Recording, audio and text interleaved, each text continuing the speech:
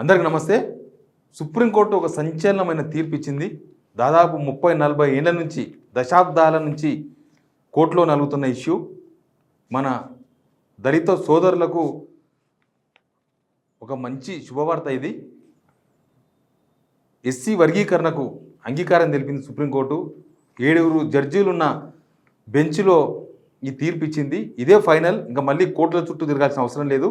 ఇక ఎస్సీ వర్గీకరణ రాష్ట్ర ప్రభుత్వాల మీద డిపెండ్ అయ్యింది. రాష్ట్ర ప్రభుత్వాలు వాళ్ళ రాష్ట్రాల్లో ఉన్న పరిస్థితులను బట్టి వాటి అనుగుణంగా రాష్ట్ర ప్రభుత్వాలు అడాప్ట్ చేసుకోవాలి, వాటిని అమలు చేయాలి.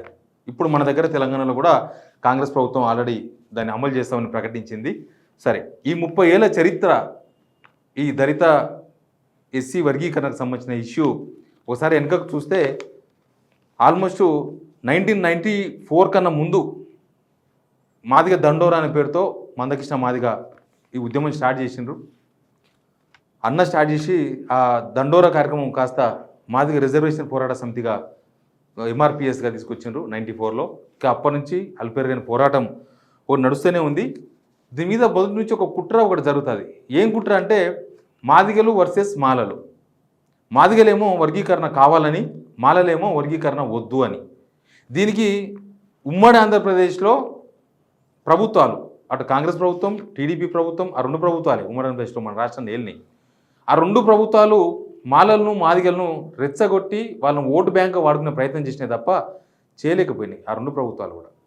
ఎందుకంటే వాళ్ళకు ఒక ప్రాబ్లం, ఆంధ్రాకు పోతే మాలలు ఎక్కువ, మాల ఓటర్లు ఎక్కువ, మాల జనం ఎక్కువ.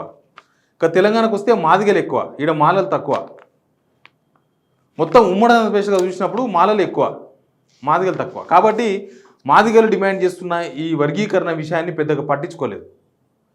ఎంతసేపటికి ఎక్కువ ఓట్లున్న మాలలే కావాలనేది అప్పుడున్న ప్రభుత్వాల తీరు అట్లా ఉండేది. ఎందుకంటే మాలలు రాజకీయంగా చైతన్యవంతులు, ఫైనాన్షియల్గా వాళ్ళు ఈ దళిత సామాజిక వర్గంలో అప్గ్రేడ్ అయిన వాళ్ళు మాలలు. వాళ్ళు రాజకీయాల్లో చాలామంది మనం ఉమ్మడి ఆంధ్రప్రదేశ్లో చూస్తే మాలలే ఎక్కువ మందికి అవకాశాలు ఉండేది. క్యాబినెట్లో అప్పుడు ఉమ్మడి ఆంధ్రప్రదేశ్ క్యాబినెట్లో మాలలకు 4కో 5 మందికో ఛాన్స్ వస్తే మాదిగలకు 1కో 2కో ఇవ్వాలన్నా వద్దా అన్నట్లు ఇచ్చేవాళ్ళు ఉమ్మడి ఆంధ్రప్రదేశ్లో అని చెప్పేది. అట్లా మాదిగలకు తీవ్రమైన అన్యాయం జరిగింది అనేది ఒక అంశం. ప్లస్ దీనిలో ఇంకా ఉపకులాలు ఉంటాయి. మళ్ళీ మాదిగ మాలలు ఉపకులాలు ఉంటాయి. ఆ ఉపకులాలకు ఇంకా తీవ్రమైన నష్టం. వాటిని అసలు కొన్ని ప్లేసుల్లో అయితే దళితులుగా గుర్తించేందుకు కూడా ఇష్టపడలేదు. అట్లాంటి సిచ్యువేషన్ కూడా చాలాసార్లు మనం చూసినాం. అది ఆ ఉద్యమానికి ఉన్న నేపథ్యం. ఇక నాకు తెలిసి 2009 అనుకుంటా మందకృష్ణ మాదిగన్న గాంధీ భవన్ను అంటుపెట్టే ప్రయత్నం చేసిండ్రు, మంట పెట్టే ప్రయత్నం చేసిండ్రు. ఎందుకంటే మాదిగలకు తీవ్రమైన అన్యాయం జరుగుతుంది. యాక్చువల్గా అంబేద్కర్ ఆశయం ఏంది, అంబేద్కర్ రాజ్యాంగమైన అంబేద్కర్ గారు చెప్పిన అంశం ఏంటంటే అందరికీ సమన్యాయం జరగాలి, అణగారిన వర్గాలలో ఇంకా అట్టడుగున ఉన్న వాళ్ళకు కూడా న్యాయం జరగాలి అనేది అంబేద్కర్ గారు సూచించిన ఒక మార్గం. కానీ ఎందుకో రాజకీయ నాయకులు, రాజకీయ పార్టీలు, ప్రభుత్వాలు ఈ అంశాన్ని ఇన్ని రోజుల వరకు కూడా ఒక సమతుల్యత పాటించే ప్రయత్నం చేయలేదు. దళితుల్లో మాదిగలు మాలలు ఇద్దరి మధ్య ఉన్న వేరియేషను సామాజికంగా, ఆర్థికంగా, చైతన్యవంతంగా, రాజకీయంగా అన్ని రంగాల్లో మాదిగలు వెనుకబడిపోయినారు. మాలలు చైతన్యవంతంగా ముందుకు పోయినరు. రాజకీయంగా వాళ్ళకే అవకాశం, ఎంపీలు చాలామంది ఎంపీలు అయినరు, ఎమ్మెల్యేలు అయినరు. ఇప్పుడు కూడా మన దగ్గర ఇప్పుడు తెలంగాణ వచ్చిన తర్వాత ఇప్పుడు కూడా కాంగ్రెస్ గవర్నమెంట్లో మాదిగలు ఒక్కరే ఉన్నారు. ఆయన దామోదర రాజనరసింహ. మిగతా 3కో 4కో మాలలకు అవకాశం ఇచ్చారు. స్పీకర్ గారు బట్టి విక్రమార్క గారు ఇట్లా వాళ్ళకి అవకాశాలు ఇచ్చినాయి. ఇంకా కార్పొరేషన్ పదవులు వివిధ మనం చూసినాం కదా. ఎంపీ ఎలక్షన్స్లో మాదిగలకు ఒక్కరు కూడా ఇవ్వలేదని కదా గొడవ. మాదిగా సబ్కోటాకు చెందిన కడియం శ్రీహరి బిడ్డకు వరంగల్ ఇచ్చారు. దాన్ని కూడా మాదిగలు యాక్సెప్ట్ చేయలేదు. మాకు సంబంధం లేని క్యాస్ట్ ఉపకులం అన్నారు. ఉపకులం కూడా ఒక క్యాస్టే మాదిగల్లో. బట్ మాలలకు ఎక్కువ ప్రయారిటీ ఉంది కాంగ్రెస్ గవర్నమెంట్లో అనేది ఒక చర్చ ఒకటి నడుస్తుంది. సరే, అప్పుడు గాంధీ భవన్ అటాక్ జరిగింది. ఎందుకంటే సోనియా గాంధీ, రాహుల్ గాంధీ వస్తున్న టైం అది. కాబట్టి కనీసం గవర్నమెంట్ 2009లో సెంట్రల్లో యూపీఏ గవర్నమెంట్ ఉంది, యూపీఏ 2. కాబట్టి కనీసం మా వర్గీకరణను ఆలకించండి, మా వర్గీకరణ చేయండి, సహకరించండి అని. యాక్చువల్గా ఒకసారి మధ్యలో ఎప్పుడంటే సబ్జెక్ట్ టు కరెక్షన్ 2009 2004 ఆర్ 7 ఆ మధ్యలో ఒకసారి ఈ వర్గీకరణ ఒక సంవత్సరం పాటు అమలైంది ఇక్కడ ఆంధ్రప్రదేశ్లో. పొలిటికల్ ప్రెషర్తో అమలు చేయాల్సి వచ్చింది.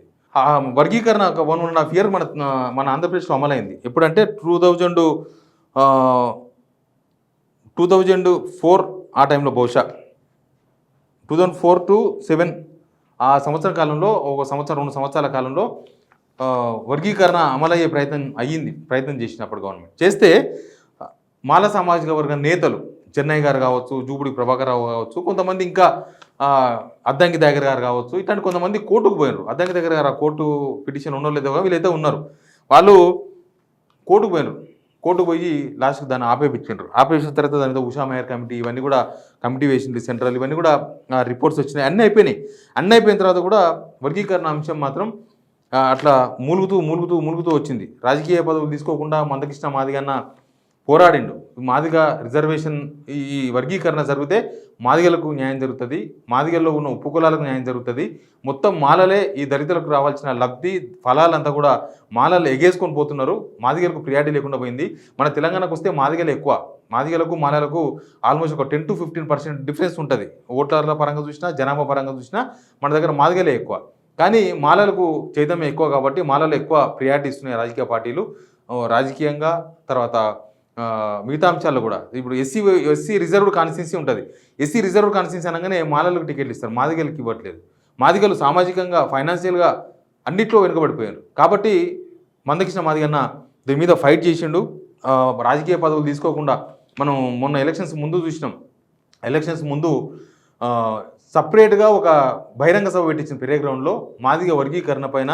దానికి ప్రధాని మోడీ వచ్చిండ్రు. తర్వాత మోడీని అలింగనం చేసుకుని ఏడ్చిండు మందకృష్ణ మాదిగన్న. ప్లస్ వెంకయ్యనాయుడు కాలు ముఖ్యండు. ముఖ్యంగా బీజేపీ ప్రెసిడెంట్ ఇప్పుడు కేంద్ర మంత్రి కిషన్ రెడ్డికి దగ్గర కావడానికి కారణం కూడా ఇదే. సెంట్రల్లో బీజేపీ ఉంది, ఎన్నో ఒక క్షణాన ఎక్కడో దగ్గర కేంద్ర ప్రభుత్వాన్ని ఒప్పించాలి ఈ విషయంలో అని వాళ్ళు ప్రయత్నం చేసిన మందకృష్ణ మాదిగన్న. ఎనీవే సుప్రీంకోర్టులో అయితే సక్సెస్ అయింది. ఇంకా ఇప్పుడు రాష్ట్ర ప్రభుత్వాలు అమలు చేయాల్సిన అవసరం ఉంది. ఇక్కడ మాలలకు అన్యాయం జరుగుతుంది అనేది ఒక వర్షన్ ఎప్పుడూ ఉంటుంది. ఈ వర్గీకరణకు వ్యతిరేకించింది కూడా మాలలే. కానీ వర్గీకరణకు ఆల్రెడీ సుప్రీంకోర్టు తెలిపింది కాబట్టి ఇప్పుడు రాష్ట్ర ప్రభుత్వాలు ఆల్రెడీ అసెంబ్లీలో కూడా చర్చ జరిగింది దీనిపైన.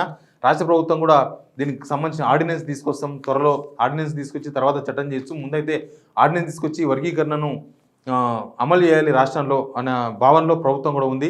అంతకుముందు తెలంగాణ వచ్చిన తర్వాతనే కొంత ఈ వర్గీకరణకు సంబంధించి మన రాష్ట్రంలో మాదిగలు ఎక్కువ ఉంటారు కాబట్టి ఈ వర్గీకరణ ఒక అడుగు ముందుకు పడింది. లేకపోతే ఉమ్మడి ఆంధ్రప్రదేశ్లో ఉన్నట్టు ఉండేది. కేసీఆర్ ముఖ్యమంత్రిగా ఉన్నప్పుడు కూడా అసెంబ్లీలో తీర్మానం చేసిండ్రు, సెంట్రల్కి పంపించిండ్రు. తర్వాత సెంట్రల్తో కోర్టులో ఫైటింగ్ కోసం ప్రభుత్వాలుగా సహకరించినాయి. ఇప్పుడు వచ్చిన కొత్త ప్రభుత్వం కూడా సహకరించింది. రేవంత్ రెడ్డి ప్రభుత్వం కూడా సుప్రీంకోర్టులో విచారణకు సంబంధించిన అడ్వకేట్స్ను సమకూర్చడం కానీ ఇవన్నీ కూడా ఏర్పాటు చేసింది. అంతకుముందు ప్రభుత్వం కూడా చేసిన విషయంలో తెలంగాణ వచ్చిన తర్వాతనే అన్ని ప్రభుత్వాలు ఈ వర్గీకరణకు పాజిటివ్గా ఉన్నాయి. బట్ ఇప్పటికీ మాలలు యాక్సెప్ట్ చేసే ప్రయత్నంలో లేరు. బట్ యాక్సెప్ట్ చేయాల్సిన తరుణం ఏది? ఎందుకంటే అందరికీ సమఫలాలు, అందరికీ సమన్యాయం అందాలని సామాజిక పరంగా ఉండాలి. నా దగ్గర ఒక లిస్ట్ ఉంది, బహుశా అది అఫీషియల్ లిస్ట్ ఉండొచ్చు. బహుశా ministry of social justice and empowerment in Telangana, ఆది ఆంధ్ర, ఆది ద్రావిడ, అనముకు, ఆర్యమాల, ఇంకా చాలా ఇవన్నీ ఉపకులాలు. మాదిగా మాలకు సంబంధించిన ఉపకులాలు, వాళ్ళకు న్యాయం జరగాలి. ముందు మాదిగా మాలల్లో ఉన్న ఉపకులాలకు న్యాయం జరిగితే ఆల్మోస్ట్ ఆ సామాజిక వర్గానికి న్యాయం జరిగినట్లే.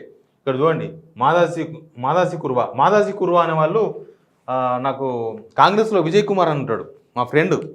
ఆయన నేను కాంగ్రెస్ చూసినప్పటి నుంచి నేను చూస్తున్నా కదా, పాపం బీసీలో ఉంటారు, మమ్మల్ని ఎస్సీలుగా గుర్తించండి అని తిరుగుతూ ఉంటాడు ఈ ప్రభుత్వాల చుట్టూ. ఆయనది వచ్చి గద్వాల్ విజయ్ కుమార్ ఆయన పేరు. ఇప్పుడు బీఆర్ఎస్లో ఉండే, అంతకుముందు కాంగ్రెస్లో ఉండే. ఆయన మాదాసి కుర్వ చూస్తేనేమో సబ్ క్యాస్ట్ వాళ్ళనేమో గుర్తించారు. ఇట్లాంటి అన్నిటికీ ఒక తెరబడినట్టే ఇప్పుడు. మాదారి కరువ, మాదిగ దాసు, మస్తీన్, వీళ్ళందరికీ మనకు చాలా సబ్ క్యాస్టులు అసలు మనకు తెలియదు. మన్నే, మస్తీ, మాతంగి, మేతార్, వీళ్ళందరికీ ఇప్పుడు న్యాయం జరిగే అవకాశం వచ్చింది. సుప్రీంకోర్టు తీర్పుతో వీళ్ళందరికీ ఇప్పుడు న్యాయం జరుగుతుంది. ఎందుకంటే ఏబిసిడి వర్గీకరణ జరుగుతుంది. సేమ్ ఇప్పుడు బీసీలలో ఎట్లయితే ఏబిసిడి వర్గీకరణ జరిగిందో సేమ్ ఎస్సీలలో కూడా ఏబిసిడి వర్గీకరణ జరుగుతుంది. దీనిలో ఏ కేటగిరీలో ఎవరైతే పేదలు, నిరుపేదలు, అణగారిన వర్గాలు ఇట్లాంటి ఈ సబ్ క్యాస్ట్ ఎవరైతే ఉన్నారో అసలు ఇప్పటిదాకా బయటికి రాని సబ్ క్యాస్ట్ అంతా కూడా ఏలో ఉండే అవకాశం ఉంది. బిలో కొన్ని క్యాస్టులు, సిలో, డిలో. దీని ద్వారా ఏమవుతుందంటే అణగారిన వర్గాలలో అట్టడుగున ఉన్న వాళ్ళకు రిజర్వేషన్స్ అయినా లేకపోతే ఫలాలు అందే అవకాశం ఉంటుంది. ఎనీవే సుప్రీంకోర్టు మాత్రం చాలా మంచి తీర్పు ఇచ్చింది. సుప్రీంకోర్టు ఇన్ని సంవత్సరాల తర్వాత ఇచ్చిన ఈ తీర్పు మాత్రం ఒక చారిత్రాత్మక తీర్పుగా మనం చెప్పక తప్పదు. Please subscribe signal TV.